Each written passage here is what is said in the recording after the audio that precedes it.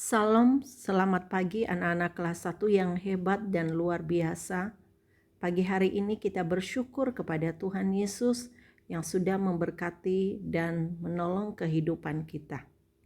Tetap semangat dan belajar bersukacita dalam melakukan tugasnya ya nak. Pagi hari ini kita masuk dalam pembelajaran agama dengan materi tujuan Tuhan menciptakan aku. Sekali lagi anak-anak, tujuan Tuhan menciptakan aku. Anak-anak, Tuhan menciptakan manusia dan segala sesuatu untuk suatu tujuan. Jadi Miss Nur, anak-anak, papa mama diciptakan Tuhan karena Tuhan punya tujuan khusus dalam hidup kita. Jadi kita sebagai manusia harus mengerti tujuan Allah menciptakan kita agar kita belajar menghargai dan menggunakan hidup dengan benar sesuai kehendak Tuhan.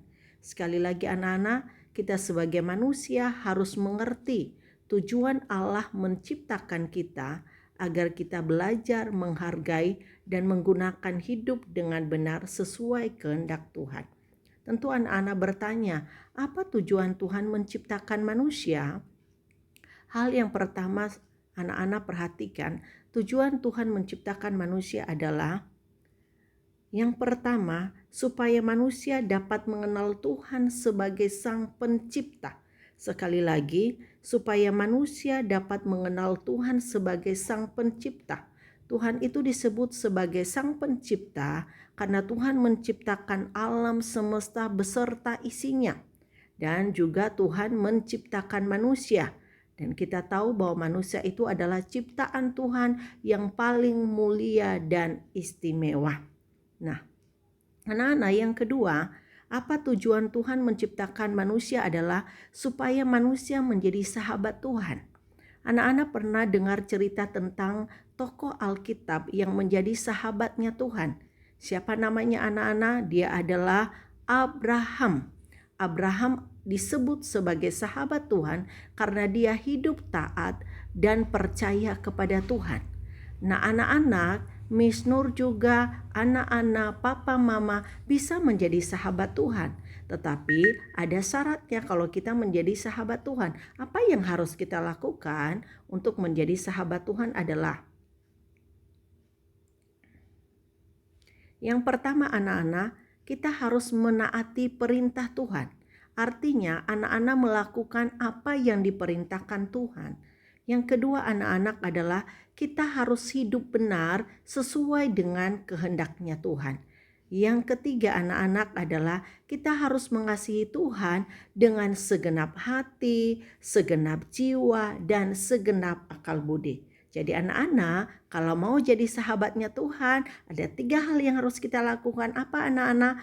Menaati perintah Tuhan, hidup benar, dan mengasihi Tuhan dengan segenap hati, segenap jiwa, dan segenap akal budi. Yang ketiga anak-anak, apa tujuan Tuhan menciptakan manusia adalah supaya manusia mengalami kasih Tuhan.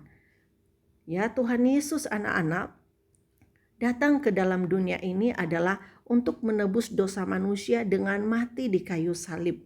Jadi kita bisa mengalami kasih Tuhan yang luar biasa. Yang tadinya kita orang berdosa diselamatkan oleh Tuhan dengan Yesus mati di atas kayu salib.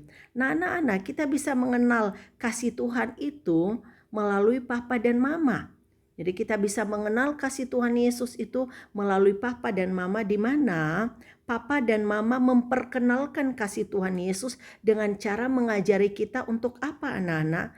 Untuk membaca Alkitab dan juga mengajari kita untuk berdoa bersama kepada Tuhan. Jadi anak-anak, kita bisa mengenal kasih Tuhan melalui papa dan mama memperkenalkan kasih Tuhan dengan cara mengajari kita membaca Alkitab dan berdoa bersama. Anak-anak, hal yang keempat anak-anak, tujuan Allah menciptakan manusia adalah supaya manusia memuliakan Tuhan melalui perkataan dan perbuatan.